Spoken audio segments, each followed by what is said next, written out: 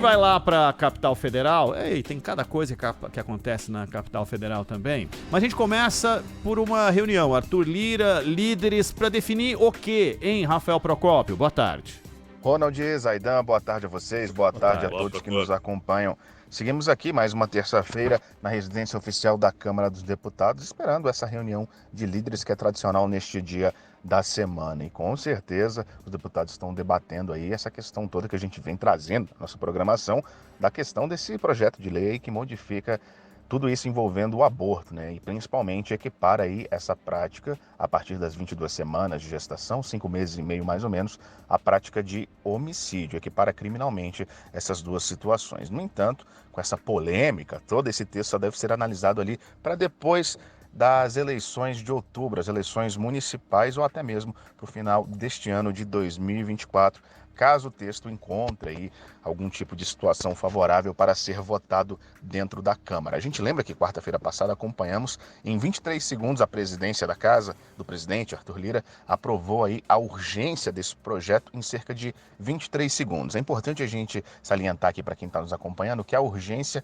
é só um novo trâmite para, enfim, para as matérias que tramitam dentro do Congresso, seja na Câmara ou seja no Senado Federal. Quando é aprovada a urgência de um projeto de lei, enfim, de qualquer outro tipo de texto, essa medida ela não precisa mais passar pelas comissões temáticas da Casa. Ela vai diretamente à votação em plenário e isso teria sido inclusive um acordo aí do presidente Arthur Lira com a chamada bancada evangélica e também com o Partido Liberal, o PL, que tem 95 deputados e a maior bancada da Casa. Mas como a gente vem acompanhando, vem trazendo aqui na nossa programação, essa questão tem pegado muito mal, não só dentro do Congresso Nacional, como na sociedade. A gente até viu, pouco depois da aprovação dessa urgência, várias manifestações nas principais capitais brasileiras contra essa medida. Já tivemos, inclusive, medidas do Partido Socialismo e Liberdade, o PSOL, pedindo para que esse texto seja arquivado, seja retirado aí de uma possível votação dentro do plenário da Câmara dos Deputados. Ontem, inclusive,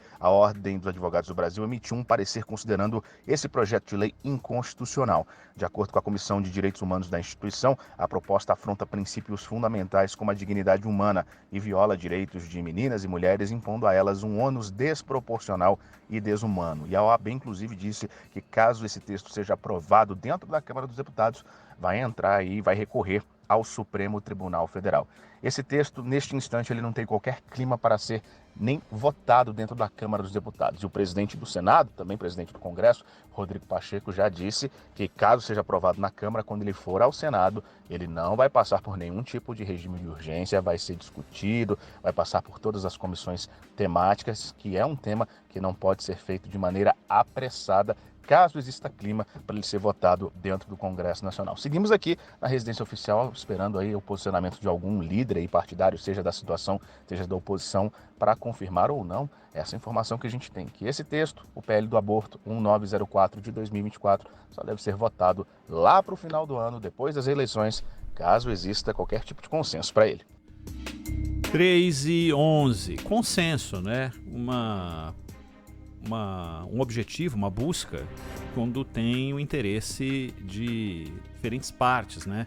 Ontem aconteceu lá no Senado e teve manifestação do presidente da casa, Rodrigo Pacheco. Aliás, aconteceu na sua casa, Rodrigo Pacheco. Isso daqui você ficou, né, ficou irritado com o que aconteceu. Houve ontem, não sei se você teve oportunidade, Zaidan, de ver imagens de uma encenação feita por uma contadora de histórias. Quem chamou essa contadora de histórias nessa discussão que estava havendo ali, né, foi no plenário do Senado. Ela simulou um aborto. Ela fez o papel ali do feto. E uma encenação por uma atriz.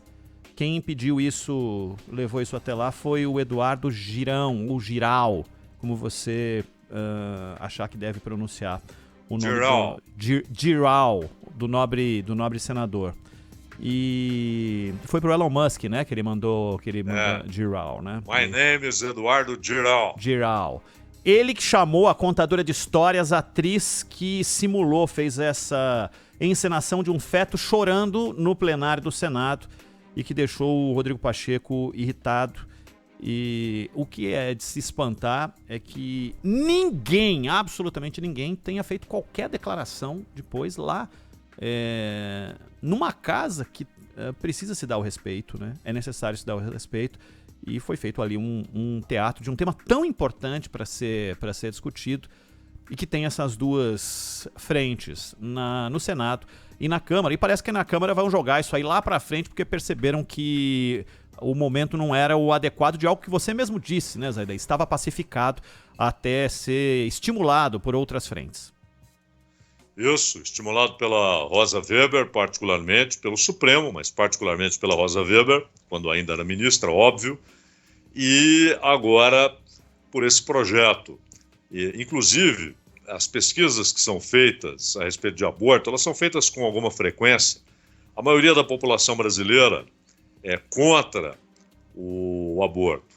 E, no entanto, você vê que a maior parte, pelo menos dos entrevistados aí, se mostra contrária ao texto desse projeto do deputado Cavalcante, porque Sóstenes Cavalcante. Isso. Exato, porque o texto é ruim e, além disso, ele traz uma aberração no aspecto penal, da pena a ser estabelecida.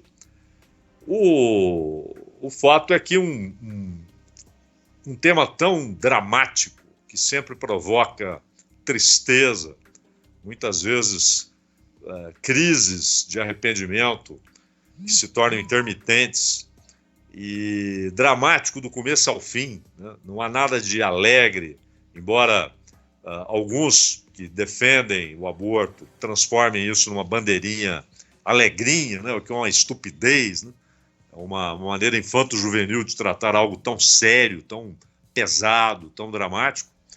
E do outro lado, essa ideia típica de simplesmente estabelecer uma pena que não considera as peculiaridades, todo o trauma que existe no que teria provocado a gravidez.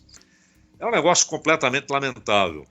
Então, nós sempre lembramos aqui, a Constituição estabelece como, obviamente, cláusula intocável a defesa da vida, isso é óbvio. Se há cláusulas intocáveis, essa tem de ser uma delas, e lá está. E o Código Civil trata do nascituro como uma pessoa, um ser humano e com direito, portanto, a essa proteção. E aí estabeleceu-se as situações de exceção. Então, realmente, o assunto estava assentado, né? Estava incorporado à sociedade brasileira. Você tem as situações de exceção e o princípio que está na Constituição está no Código Civil.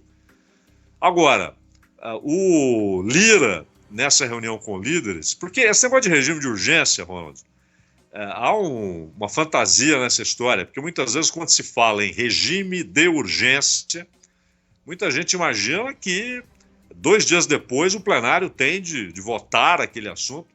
Só este ano, 2024, são 76 projetos com regime de urgência e que nem chegaram à porta do plenário e vão sendo engavetados, né?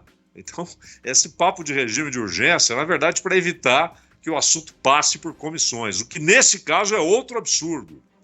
Tanto que a Benedita da Silva, que foi sondada ali pelo Arthur Lira para ser a relatora, e o Sóstenes parece não gostar muito da ideia de que seja a Benedita da Silva, mas ela falou que só topa ser a relatora se ela puder conversar com muita gente, com gente que passou por essa experiência dramática, com médicos, etc. E por isso o Sóstenes ficou incomodado. Mas essa é a condição da Benedita da Silva, se é que isso vai andar. Porque agora o Arthur Lira fala, e ele trata desse assunto na reunião de líderes, ele quer a regulamentação da reforma tributária antes do recesso parlamentar de meio de ano. Olha, os caras vão ter de trabalhar segunda e sexta e até mais tarde, senão não vão conseguir aprovar essa regulamentação da reforma tributária a tempo de irem para o recesso com o dever cumprido, Ronald. Com o dever cumprido. Essa é a expressão em que a gente sempre clama para que seja o principal objetivo de todos, né? Mas tá aí a pauta importantíssima, que é da reforma e que ainda depende de trabalho dos parlamentares.